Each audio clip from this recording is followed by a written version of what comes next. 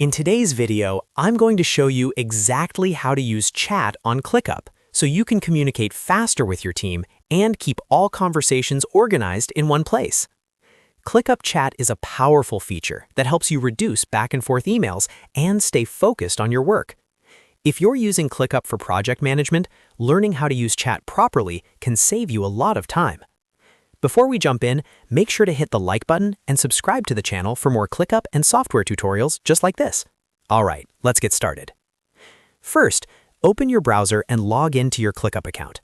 Make sure you're using the correct workspace where you want to access chat. Once you're logged in, you'll land on your ClickUp dashboard. From here, you can access all your tasks, spaces, and tools in one place. Next, look toward the left-hand sidebar.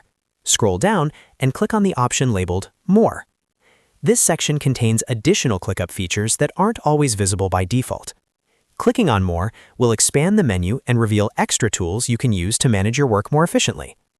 Now, within the expanded menu, click on Chat Activity.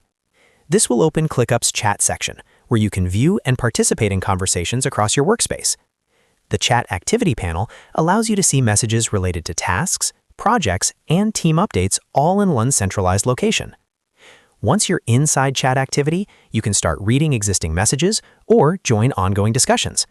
You can reply directly to messages, mention teammates using the @ symbol, and keep conversations tied to specific work items. This makes it much easier to track context and ensures important discussions don't get lost. Using chat in ClickUp helps your team collaborate in real time without switching between different apps.